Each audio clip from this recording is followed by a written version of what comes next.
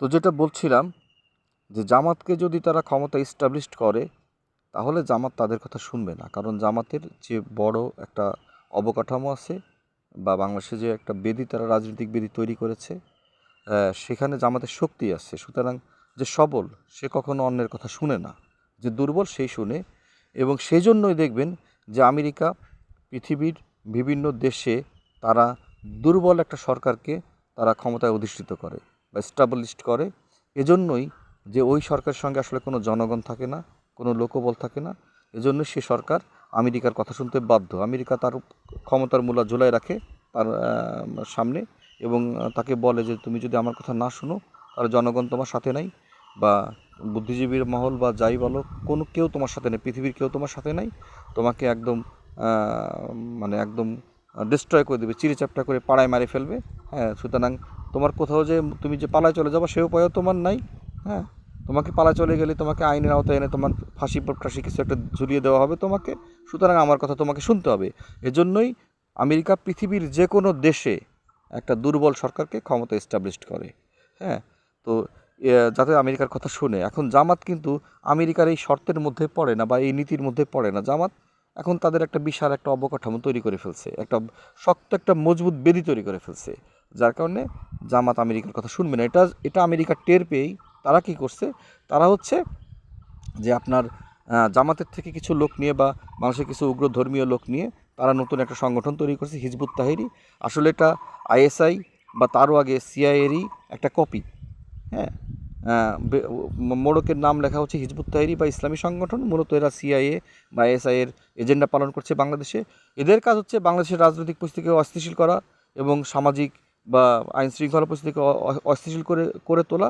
এবং এই সুযোগে দেশের মধ্যে একটা বিশৃঙ্খল অরাজকতা, যুদ্ধ, বিগ্রহ বাঁধিয়ে দিয়ে বা ধর্মীয় দাঙ্গা ফ্যাসাদ বাঁধিয়ে দিয়ে এরা একটা বাংলাদেশে গৃহযুদ্ধ তৈরি করবে এবং এই সুযোগটা আসলে আমেরিকা নেবে। হ্যাঁ, আমেরিকা এখন সেই কাজটাই করে যাচ্ছে এবং কন্টিনিউয়াসলি করে যাচ্ছে।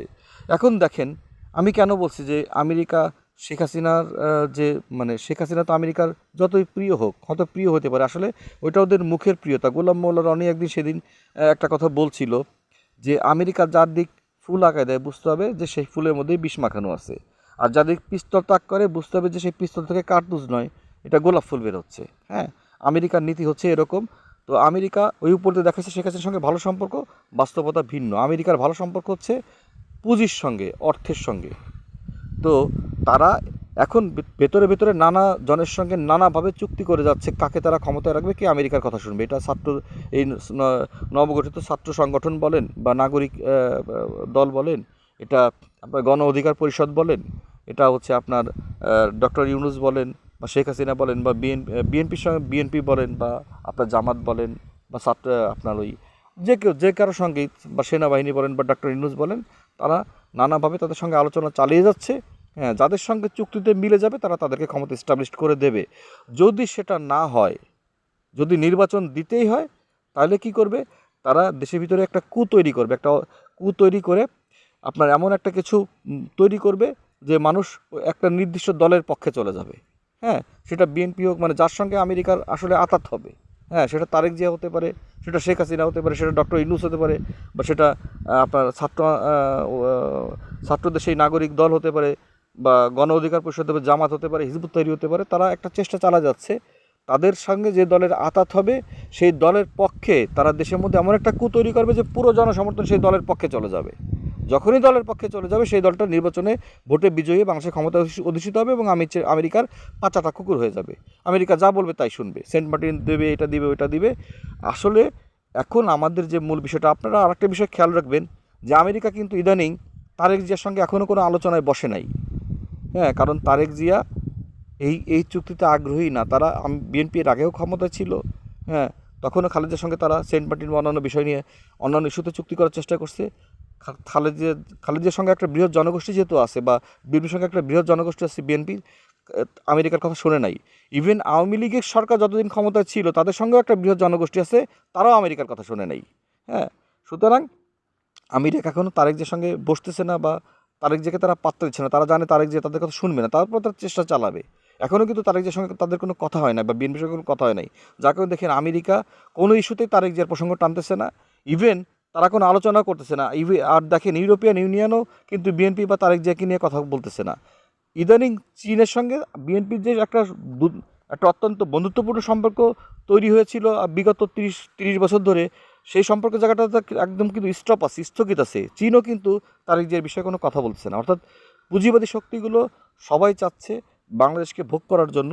বাংলাদেশ হচ্ছে গরিবের ঘরে সুন্দরী বউ, এবং তারা যে কোনো মূল্যে তারা ভোগ করবে। আমরা এখন এই ক্রান্তিকালে আছি, এই ক্রান্তি লগ্নে দাঁড়ায় আছি। এর থেকে আসলে উত্তরণের উপায় কী?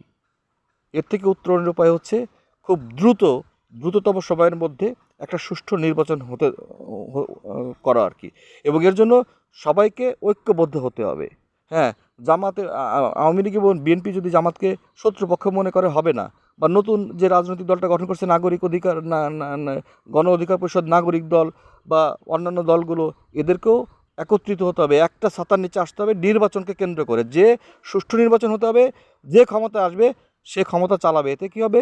পুঁজিবাদী শক্তিগুলো সাহস পাবে না বাংলাদেশকে নিয়ে কোনো চুক্তি করার, বা বাংলাদেশকে রেপ করা, সোজা কথা, বাংলাদেশকে ধর্ষণ করে বাংলাদেশের সমস্ত অর্থনীতিকে নিয়ে যাওয়ার এরকম কোনো সুযোগ তারা পাবে না। এর জন্যই অবশ্যই দেশের সকল নাগরিককে, সব দলের নাগরিককে একত্রিত হতে হবে, ঐক্যবদ্ধ হতে হবে একটা সুষ্ঠু নির্বাচনের লক্ষ্যে।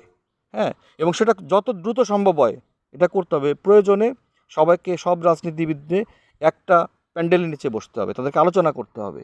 হ্যাঁ, সেটা আপনি নাগরিক দলকেও ফেলে দিতে পারবেন না, আপনি গণ অধিকার পরিষদকে ফেলে দিতে পারবেন না, আপনি জামাত বলেন, হ্যাঁ, বা বিএনপি বলেন, বা আওয়ামী লীগ বলেন, বা জাতীয় পার্টি বলেন, আপনি কাউকে ফেলে দিতে পারবেন না। সবাইকে নিয়ে খুব দ্রুততম সময়ের মধ্যে যদি এক না হন, যেটা সেনাপ্রধান বলছিল যে বাংলাদেশের রাজনৈতিক দলগুলো যদি কাদা ছোড়াছড়ি করে, যদি এক না হয়, বাংলাদেশের ঘাড়ে অনেক বড় বিপর্যয় রয়ে গেছে এবং অচিরেই বাংলাদেশের মানুষকে তা ভোগ করতে হবে। তো আমি বাংলাদেশের সমস্ত রাজনৈতিক দলের সমস্ত রাজনৈতিক নেতাদেরকে আমি আহ্বান করছি, যারা পরিচালক পর্যায়ে আছেন, যারা চালকের আসনে আছেন, তারা সবাই পারস্পরিকভাবে বসে তারা ঐক্যবদ্ধ হন রাজনীতির লক্ষ্যে। সুষ্ঠু নির্বাচনের মাধ্যমে ভোটে বিজয়ী হয়ে যে ক্ষমতা আসবে তাকে আপনারা শুধু নির্বাচনের জন্য যে আপনারা ঐক্যবদ্ধ হবেন তা না, সেই দলটা যখন নির্বাচিত হয়ে ক্ষমতা আসবে তাকে আপনাদের সাপোর্ট দিতে হবে, সহযোগিতা করতে হবে, নাহলে আমেরিকা আবারও ঘাট এসে ধরবে। হ্যাঁ, আমেরিকার হাত থেকে, এই পুঁজিবাদী গোষ্ঠীর হাত থেকে বের হয়ে আসার জন্য ঐক্যবদ্ধ হওয়া ছাড়া, কমপক্ষে 2 থেকে 3 বছর ঐক্যবদ্ধ হয়ে থাকতে হবে। ক্ষমতায় যে আসুক তাকে সবাই মিলে সাপোর্ট দিতে হবে। হ্যাঁ, সাপোর্ট দিয়ে আমেরিকা বা পুঁজিবাদী গোষ্ঠীগুলোর হাত থেকে, চীন বলেন, আমেরিকা বলেন, ইন্ডিয়া বলেন, এই পুঁজিবাদী গোষ্ঠীগুলোর হাত থেকে আমাদেরকে বের হয়ে আসতে হবে। আমাদের উত্তরণের সময় এখন সমস্ত জনগণের ঐক্যবদ্ধ হওয়া, এক হওয়া, সমস্ত রাজনৈতিক দলের। আমি হয়তো এই আলোচনাটা ভুল করতে পারি বা ভুল বলতে পারি বা আমার ভুল বিশ্লেষণ হতে পারে, সেটা হচ্ছে আপনাদের বিবেচনার বিষয়। এবং যদি ভুল বলে থাকি তাহলে ক্ষমা চেয়ে নিচ্ছি। আর যদি মনে করেন সঠিক বলে থাকি, তাহলে এই অনুযায়ী আপনারা সবাই ঐক্যবদ্ধ হন, সেই ব্যবস্থা নেন। দেশটাকে বাঁচাইতে হবে, দেশটা আপনার, আমাদের সকলের। হ্যাঁ, এই দেশকে যে দলই ক্ষমতায় আসুক, যদি জনগণ সঙ্গে থাকে, রাজনৈতিক দলগুলোর সমর্থন থাকে, তাহলে সে দেশটাকে খুব দ্রুত, খুব ভালোভাবে আগায় নিয়ে যেতে পারবে এবং বাংলাদেশের মানুষ আরও সমৃদ্ধ হবে। কারো অবদানকেই খাটো করে দেখার কোনো সুযোগ নাই, এখন মুক্তিযোদ্ধার পক্ষের শক্তি বা মুক্তিযোদ্ধার সপক্ষের শক্তি, বিপক্ষের শক্তি, এগুলো নিয়ে এখন তর্ক বিতর্ক আলোচনা করার আসলে কোনো সুযোগ নাই। হ্যাঁ, এখন এই মুক্তিযুদ্ধের চাইতেও বড় যুদ্ধ সামনে রয়েছে, সেটা হচ্ছে পুঁজিবাদী দেশগুলো থেকে নিজের দেশকে সেভ করা। হ্যাঁ হ্যাঁ, আপনারা একটা মুক্তিযুদ্ধ করছেন, এই দেশটাকে সেভ করছেন, আলহামদুলিল্লাহ। বা যারা সেই সময় ধর্মকে কেন্দ্র করে মুক্তিযুদ্ধের বিপক্ষে ছিল, হ্যাঁ, তারাও তাদের অবস্থানের থেকে যদি তারা মনে করে যে সেই সময়টা পার হয়ে গেছে, আমি বলবো তাদের সেই সময়টা পার হয়ে আসা উচিত। এখন একটা সার্বভৌম দেশ, হ্যাঁ, সবাই আমরা এই দেশের নাগরিক এবং আমরা সমৃদ্ধ, সবাই সুখে শান্তিতে আছি। হ্যাঁ, আমরা আরও সমৃদ্ধ হতে চাই, সবাইকে আগায় আসতে হবে। ওই ইগো থেকে বের হয়ে আসতে হবে যে আমি মুক্তিযোদ্ধার সপক্ষে শক্তি, আমি মুক্তিযোদ্ধার বিপক্ষে শক্তি। হ্যাঁ, এখন আমাদের নতুন সমস্যা চলতেছে, নতুন বিপদ, অনেক বড় বিপদ, সিন্দাবাদের ভূত আমাদের ঘাড়ে চেপে বসছে। হ্যাঁ, সেই সিন্দাবাদের ভূতকে ঘাড় থেকে নামাইতে হবে। পুঁজিবাদী শক্তিগুলো তারা প্রয়োজনে এক হয়ে যাবে, এক হয়ে তারা শোষণ করবে এবং পুঁজিটাকে ভাগ করে নেবে। আপনি মনে রাখেন, যদি আমেরিকা এককভাবে বাংলাদেশকে ভোগ করতে না পারে, তারা চীন এবং ইন্ডিয়ার সঙ্গে একটা চুক্তি করে ফেলবে যে তুমি এটা নিবা, আমি এটা নিব, তুমি এটা নিবা। হ্যাঁ, দেখবেন যে কোনো সালিশের শয়তানগুলো কিন্তু এক হয়ে যায়। হ্যাঁ, শয়তানগুলো অটোমেটিকলি এক হয়ে যায়, তারা তাদের স্বার্থের কারণে এক হয়। হ্যাঁ, প্রথমে তারা বিপক্ষে থাকে একজন আরেকজনের, কারণ সবাই ভোগ করতে চায়, কিন্তু যখন দেখে যে কেউ ভোগ করতে পারবে না, তখন সব শয়তানগুলো, সব টাউটগুলো এক হয়ে যায়, এক হয়ে ওই নিরীহ লোকের উপর টর্চার চালায়, এবং তারা ভাগ করে নেয় নিজেদের মধ্যে যে আমি এর কাছ থেকে, এই সালিসির থেকে আমরা 2,000 টাকা নেবো, 20,000 টাকা নেবো, বা 1,00,000 টাকা নেবো, তুমি 30,000 নিবা, 33,000 নিবা, আমি 33,000, তুমি 33, বা তাদের শক্তি অনুযায়ী ভাগ করে নেয় এবং তারা এক হয়ে যায়। হ্যাঁ, তো অচিরেই এমনও হতে পারে যে আমেরিকা যদি এককভাবে বাংলাদেশকে ভোগ করতে না পারে, বা ইন্ডিয়া ভোগ করতে না পারে, বা চায়না ভোগ করতে না পারে, অচিরেই তারা এক হয়ে যাবে। এক হয়ে তারা ভাগ করে নেবে তাদের শক্তি যে আমি এখানে নিব, আমি এইটা নিব, আমি এইটা নিব, আমি এইটা নিব, এভাবেই আমরা বাংলাদেশে শোষণ করব। সুতরাং এই বৃত্ত থেকে, এই পুঁজিবাদী শক্তির বৃত্ত থেকে আমাদেরকে বের হয়ে আসতে হবে। আর সেটা করার জন্য বাংলাদেশের সমস্ত জনগণকে, সমস্ত রাজনৈতিক দলকে এবং সমস্ত রাজনৈতিক দলের চালকের আসনে যারা আছেন তাদেরকে ইমিডিয়েটলি অ্যাট ওয়ান্স ঐক্যবদ্ধ হতে হবে, একটা ছাতার নিচে আসতে হবে, একটা সামিয়ানার নিচে আসতে হবে, আলোচনা করতে হবে। এবং শুধু আলোচনায় নয়, তারা শুধু নির্বাচন উপলক্ষে যে তারা ঐক্যবদ্ধ হবে তা না, নির্বাচনের পরে ভোট পেয়ে, নিরপেক্ষভাবে ভোট পেয়ে যে ক্ষমতায় অধিষ্ঠিত হবে সুষ্ঠু ভোটের মাধ্যমে, তাকে আরও আমি মনে করি 2-3 বছর সাপোর্ট দিতে হবে, নাহলে আবারও এই পরিস্থিতি তৈরি হতে পারে। আমি অনেক বেশি কথা বলে ফেললাম, তো যদি ভুল কিছু বলে ক্ষমা করে দেবেন। যদি কথাগুলো আপনাদের ভালো লাগে শেয়ার করে দেবেন, আর আমার এই ইউটিউব চ্যানেলটা সাবস্ক্রাইব করবেন। আসসালামু আলাইকুম।